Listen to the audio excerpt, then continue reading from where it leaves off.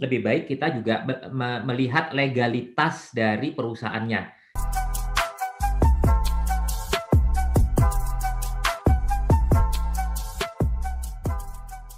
Saya pernah ditawari investasi bodong, ya, seperti yang tadi dijelaskan oleh Pak Eko dan juga Pak Teguh, tetapi saya tidak tertarik.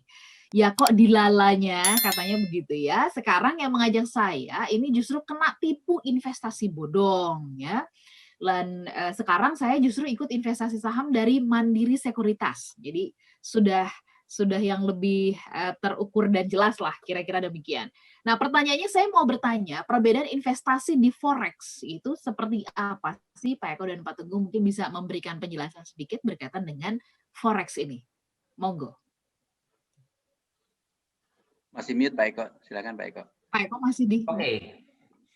Jadi kalau saham itu, nah ini yang kita sebut mungkin buat teman-teman semua ya, Mbak Ola, Smart Listener dan sahabat Sonora, investasi itu selalu ada namanya underlying asset, ya. Jadi aset dasar yang menghasilkan keuntungan. Kalau kita investasi di saham di bursa, maka underlying asetnya itu adalah perusahaan yang berusaha kemudian menghasilkan keuntungan. Ya. Nah, kalau forex itu lebih kepada underlying asetnya adalah mata uang, di mana mata uang itu diperdagangkan. Ya. Nah, jadi sebetulnya agak berbeda. Kalau mata uang itu sebetulnya eh, kenaikan atau penurunan mata uang itu underlying asetnya adalah suatu negara sebetulnya. Jadi rupiah gitu ya. Kenapa rupiah bisa berbeda dengan kursnya bisa berubah-ubah dengan Amerika misalnya? Itu sebetulnya aset dasarnya adalah ekonomi dari suatu negara yang membedakan. Ya. Nah, jadi kalau dari sisi mudahnya bagi investor, forex itu nanti berkaitan dengan jual beli mata uang asing gitu. Jadi setiap hari itu ada perdagangan mata uang asing di mana orang bisa membeli ketika harganya sedang turun, kemudian menjual ketika harganya sedang tinggi. Ya, jadi kurang lebih seperti itu. Tapi saya ingatkan bahwa eh, untuk berinvestasi di forex itu juga memerlukan ilmu. Ya, jadi jangan kita berinvestasi hanya karena ada atau apa namanya saran atau rekomendasi dari katakanlah account officer gitu ya, Pak ini saatnya beli, Pak ini saatnya jual, ya. Itu saya rasa sama dengan jual beli saham itu hanya mendengar rekomendasi, ya. Nah, saya pikir orang kalau mau berinvestasi apapun, maka dia harus tahu ilmunya. Harus. Jadi harus mau belajar, ya. Jadi jangan kita tidak paham, kemudian kita berinvestasi. Kira-kira begitu, Mbak Ola. Ya, kalau kita hanya sekedar mendengar rekomendasi, kita jadi seperti mempercayakan nasib kita kepada orang lain ya, kepada jawaban orang lain ya, Pak Teguh ya. Dikit lagi ya, Pak Teguh? kaitan sama forex itu, ya sebetulnya kalau forex itu karena orang suka menganggap ya ini seperti money changer, padahal bukan. Jadi seringkali saya sih perlu hati-hati ya teman-teman, kadang-kadang yang diperdagangkan bukan real mata uangnya, tapi hanya kursnya yang diperdagangkan. Jadi underlying-nya malah nggak ada tuh kalau yang diceritakan oleh Pak Eko itu. Jadi benar-benar kayak, maaf ya, mirip kayak judi. Yang lebih berat lagi adalah seringkali dalam trading forex itu menggunakan margin. Apa itu margin? Kita punya uang cuma 10 tapi bisa beli 100. Nah, sehingga yang 90 itu kita utang. Jadi kalau margin itu keren sih bahasanya ya, margin trading itu sebenarnya trading dengan duit ngutang. Yang duit ngutangnya itu ada bunganya. Yang ada apabila kursnya turun 10%, berarti kan duit kita udah habis tuh. Karena uang kita cuma 10, belinya 100, yang 100 itu turun jadi 90, mah duit kita habis. Yang 90 tinggal yang miliknya orang yang ngutangin, yang maka terjadilah for sale, yang harus paksa jual. Itu yang banyak bahayanya di situ. Hampir semua itu menggunakan yang margin itu, Mbak. Hati-hatinya di situ sih. Pak Eko sama Pak Teguh sebelum pandemi ya saya pernah tuh ditawarin bergabung ya dalam sebuah investasi yang katanya sih syariah begitu. Ini untuk membangun villa ya. Sempat tergoda karena saya melihat prospeknya sendiri di Bali kan cukup bagus ya untuk pariwisata dan sebagainya. Tapi karena nggak jelas juga ya tadi seperti yang disampaikan oleh Pak Eko sama Pak Teguh soal izin usahanya ini saya jadi bertanya-tanya. Nah, apakah boleh nih perorangan gitu atau kelompok Pak Eko sama Pak Teguh kalau seandainya punya keinginan seperti ini nih, investasi properti syariah, lalu kemudian mengumpulkan dana dan membangun seperti itu. Penjelasannya seperti apa untuk Pak Damar, Pak Eko dan Pak Teguh? Ya, ini kasus-kasus menggunakan nama syariah ini sudah sering terjadi ya, Mbak Ola ya.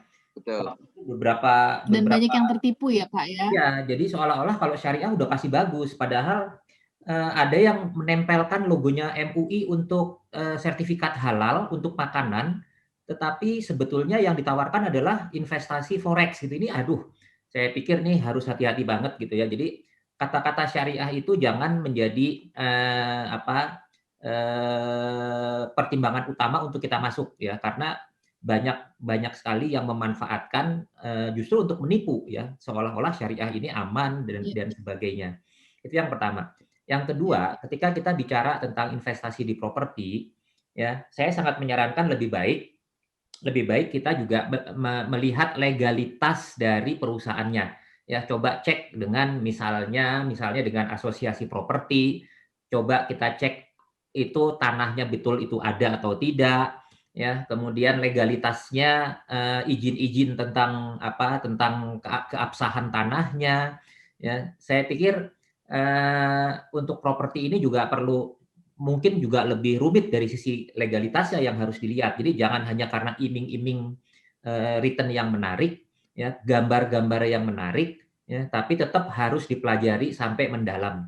Ya, mungkin itu sih pesan saya Mbak Ola. Jadi ujung-ujungnya semua adalah bagaimana kita mau berpikir apakah itu logis, apakah itu legal, ya, dan istilahnya doing the thing lah. Ya, sebelum kita memutuskan untuk mempercayakan uang kita kepada pihak atau orang Pada tertentu. orang. Logisnya ini yang perlu digali ya. Ini masih ngomongin soal trading ya. Perbedaannya apa sih Pak Teguh sama Pak Eko, investasi saham sama trading saham? Nah ini mungkin bisa dijelaskan Pak Eko sama Pak Teguh? Silakan Pak Teguh, nanti saya Ya, tambahin. jadi istilah yang lazim di pasar, ada orang yang membeli saham itu untuk tujuan investasi jangka panjang, artinya dia membeli saham dengan mengharapkan dividen dari perusahaan tersebut, kalaupun nanti ada capital gain itu untuk capital gain yang untuk jangka panjang. Banyak juga ada yang value investing, investasi cari value perusahaan yang relatif masih murah harga sahamnya dengan harapan dalam waktu 1-2 tahun atau bahkan 10 tahun gitu katakan perusahaan ini akan berkembang sehingga nilai sahamnya akan meningkat jangka panjang di luar dividennya yang dikenal dengan value investing. Nah, yang berikutnya adalah yang trading, Mbak. Trading itu kan kita tahu bahwa harga saham itu fluktuatif setiap saat, bukan setiap hari lagi, tapi benar-benar setiap saat. Nah, ada ilmunya namanya technical analysis. Technical analysis itu seperti ilmu psikologis sih sebetulnya. Psikologi pasar itu seperti apa? Ketika harga segini orang pada jual atau orang pada beli gitu kan? Atau trennya seperti apa? Atau dari jumlah penawaran, jumlah orang yang mau jual, jumlah orang yang mau beli, value yang mau dijual, value yang mau dibeli. Nah, itu trading tuh, sehingga dia benar-benar mencari ketika harga itu sekian, artinya potensi akan naik nih ke depan nih, maka dia beli. Ketika udah naik, udah untung dia jual. Atau ini potensi akan turun nih, dia jual karena bisa jadi masih rugi pun dia jual karena dia cut loss daripada tambah rugi lagi nanti kalau dia jual di harga yang lebih bawah lagi. Atau dia jual di harga sekian gitu kan, karena potensi akan rugi menurut ilmu technical analysis tadi, dia jual rugi nggak apa-apa, nanti pas sudah turun dia beli lagi. Jadi ketika dia naik, ini. Yang penting adalah ada ilmunya. Karena meskipun trading harus tahu perusahaannya tuh apa. Jangan-jangan dia lagi turun, dia mau beli, ternyata perusahaannya yang bentar lagi akan collapse. Ya nggak benar juga gitu kan. Karena kita tahu bahwa yang namanya saham itu adalah aset yang mendasari adalah perusahaan. Perusahaannya apa yang mau kita tradingkan? Perusahaannya apa yang mau kita invest di sana? Itulah kira-kira gambaran antara investasi dan trading.